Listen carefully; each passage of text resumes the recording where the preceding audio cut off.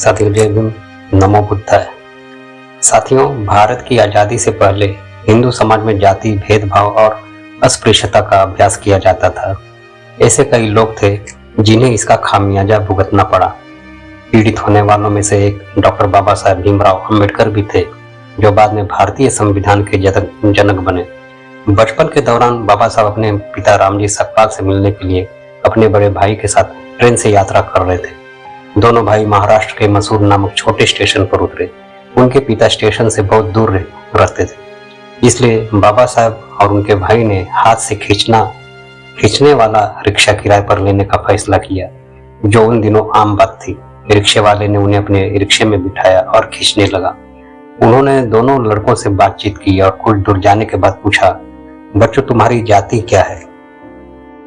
हम महार हैं, लड़कों ने कहा। रिक्शे वाले को बहुत गुस्सा आया और उसने रिक्शे को जोर से झटका दिया और दोनों लड़के गिर गए। रिक्शा वाला लड़कों पर चिल्लाने लगा, तुम्हारी मेरे रिक्शे में बैठने की हिम्मत कैसे हुई? अब तुमने मेरे रिक्शे को प्रदूषित कर दिया है। जैसे ही यह खबर फैली कि दो महार बच्चे रिक्शे में बैठ गए हैं और इसे ऊंची जाति के लिए अपवित्र बना दिया है, तो वहां भीड़ जमा हो गई और भी लोग आ गए। आप ऐसे निम्न जाति के बच्चों से क्या उम्मीद कर सकते हैं? किसी और ने कहा, इन अछूतों ने न केवल रिक्शा को प्रदूषित किया है, उन्होंने गरीब आदमी का दिन भी बर्बाद कर दिया है। बाबा साहब और उनके भाई को समझ नहीं आ रहा था कि क्या करें। किसी ने उनका पक्ष नहीं लिया। उन्हें बार बार यही बताया गया कि निचली जाति में पैदा होना पाप है। वे डरने लगे। तभी रिक्शा चालक ने उन्हें गालियां देनी शुरू कर दी। काफी देर बाद भीड़ हट गई और लड़के अकेले रह गए। अब उनके पास पैदल ही अपने पिता के घर जाने के अलावा कोई चारा नहीं था। यह दिन गर्म और धूल भरा था। चलते चलते लड़कों को प्यास और थकान महसूस होने लगी, लेकिन किसी ने उन्हें पानी नहीं दिया। वे किसी कुएं या झील से पानी नहीं पी सकते थे, क्योंकि उन दिनों निचली जातियों को कुएं या झील को छूने की अनुमति नहीं थी। लोगों ने सोचा कि उनका स्पर्श भी जल स्रोतों को दूषित कर देगा, इसलिए जब तक कोई उन्हें पानी के लिए पीने नहीं देता, लड़कों को बिना पानी के ही रहना पड़ता था। लेकिन चूंकि वे बहुत प्यासे थे, इसलिए बाबा साहब अपनी जाति के बारे में सब भूल गए।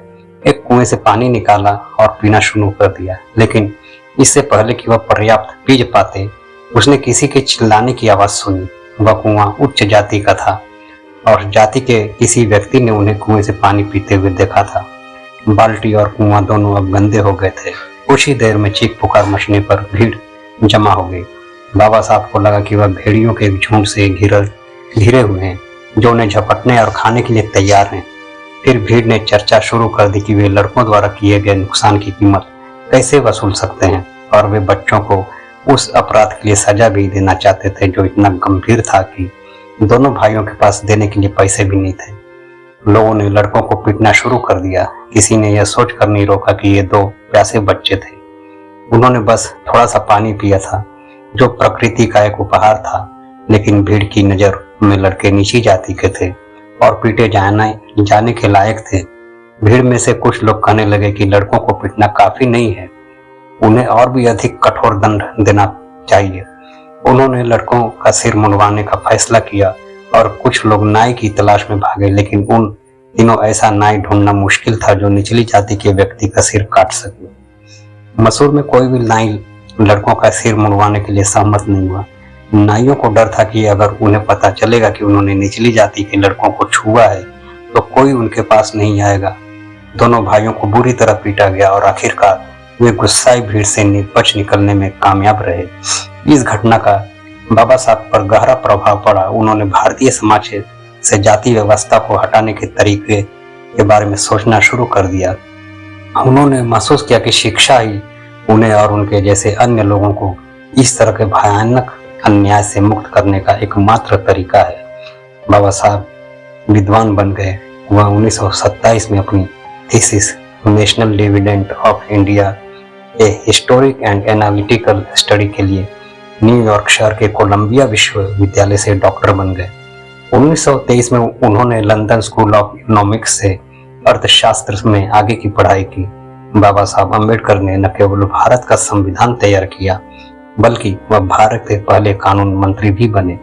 लोगों को इस बात से अवगत कराने के लिए कि भारत में निचली जातियों के साथ कितना बुरा व्यवहार किया जाता है। उन्होंने कई क्रांतियों में भाग लिया, कई किताबें लिखी और समाज पत्रों का संपादन किया। वह समानता और मित्रता के सिद्धांत पर ब्रिटिश शासन से एक नए भारत का उदय चाहते थे। दुर्भाग्य से आज भी निचली जाति के भारतीयों के साथ समान व्यवहार नहीं किया जाता। ऊंची जाति के घरों में उन्हें कुर्सियों पर बैठने की इजाजत नहीं होती, उन्हें अलग थाली में खाना पड़ता है और फिर भी उनके साथ कई अन्य तरीकों से बुरा व्यवहार भी किया जाता है, जैसे कि वे उनसे कमतर हो। साथियों, क्या भारत वास्तव में बौद्ध और मौर्य वंशियों के बाद विश्व गुरु बन सका है, या यूं ही आज तक विश्व गुरु बनने का ढकोसला किया जा रहा है? सोचिएगा जरूर। जय भीम, जय भारत, जय संविधान।